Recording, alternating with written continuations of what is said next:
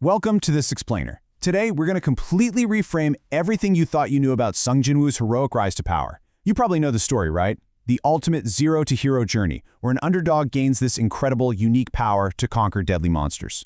But what if we've been looking at his incredible journey completely upside down? Imagine discovering that your entire life, your newfound powers, your victories, and even your intense suffering were all part of someone else's meticulously crafted plan.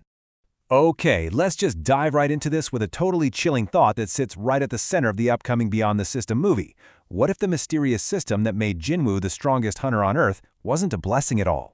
What if instead of a lucky miracle, it was actually a calculated, highly controlled experiment designed to create a vessel for a supreme being? It completely changes the tone of the story we know and love, turning a heroic fantasy into a dark, psychological thriller.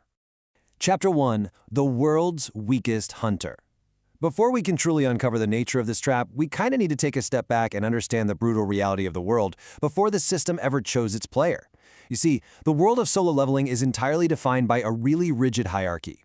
So, mysterious gates started appearing all over Earth, basically connecting our world to deadly dimensions filled with magical beasts. In response, certain humans awakened supernatural powers and became hunters. Their job was straightforward but incredibly dangerous. Step into these gates and stop the monsters from invading Earth. But there was a massive catch to this power system. It was entirely rigid and totally unforgiving. And this brilliantly illustrates the harsh contrast of that reality. Think about it. On one hand, we have standard hunters. When you awakened, you were assigned a rank, and that rank was permanent. If you awakened as an E rank, well, you stayed an E rank for life. There was absolutely no training, no leveling up, no second chances. Compare that to Sung Jinwoo.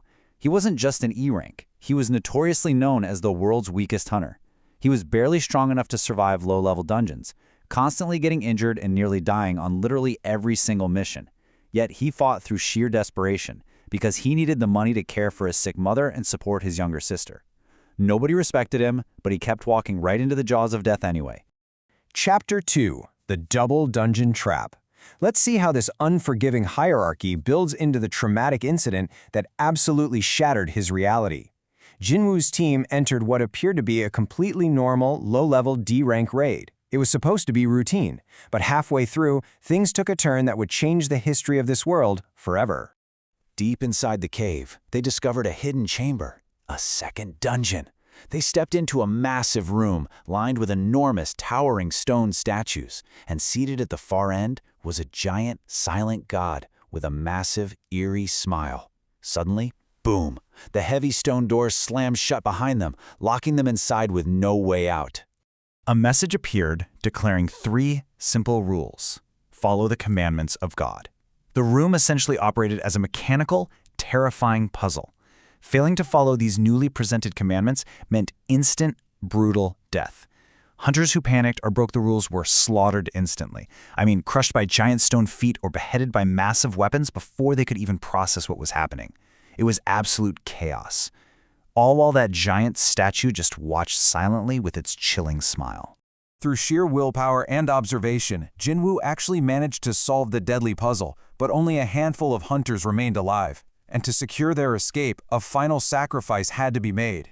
To save the few survivors, Jinwoo stayed behind. As the massive stone statues surrounded him, raising their weapons, he accepted what he firmly believed was his terrifying, inevitable end. He closed his eyes, expecting to die. Chapter 3: A Deadly New Game.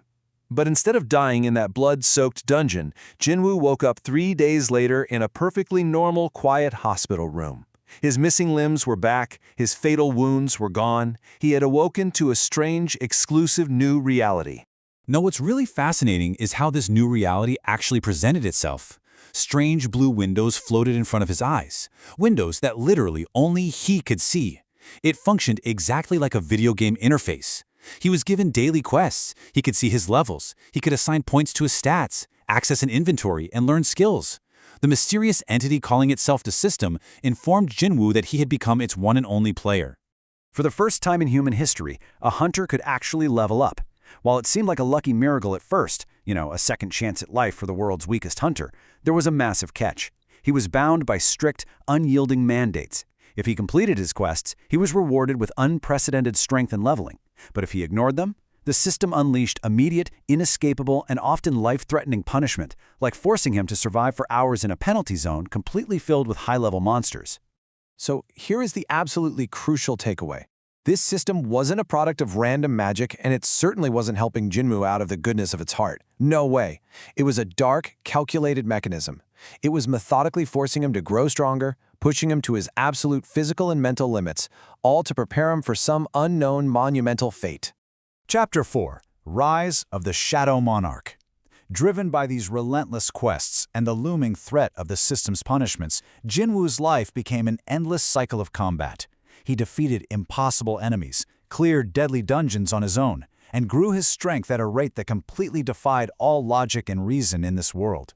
Through this forced evolution, he eventually unlocked one of the most terrifying abilities in existence: shadow extraction.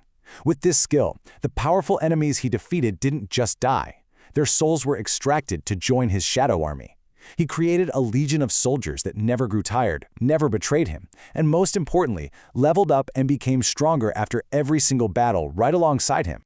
Because of this insane, unprecedented growth and the backing of his loyal shadow soldiers, the world took notice. The weakest hunter became a global phenomenon.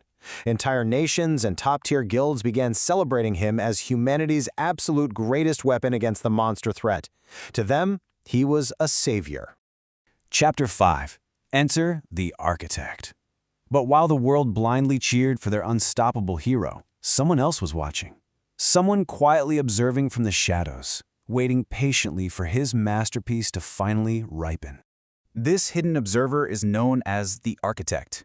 He is the very creator of the system.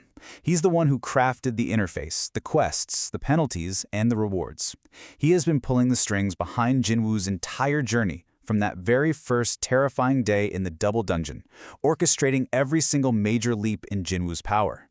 And this brings us right to the massive mysteries that the upcoming Solo Leveling Beyond the System movie promises to explore. As a direct continuation of the anime's second season, it's going to tackle these exact questions head-on. Who exactly is the Architect? Why was Jinwoo, the weakest of them all, chosen for this brutal experiment? And what is the ultimate, true purpose behind forcing a human to achieve this level of unbelievable, godlike growth? As we prepare to return to the dark, blood-stained secrets hidden within that double dungeon, I leave you with this final thought to consider. Look at everything Jinwoo has achieved. Look at the pain he's endured and the absolute power he's gained. Was Jinwoo ever truly in control of his own fate? Or has humanity's greatest hero simply been a pawn in the Architect's deadly game this entire time? Think about that as you get ready for the answers. Thanks for joining me on this explainer, and remember, don't always trust the screens right in front of you.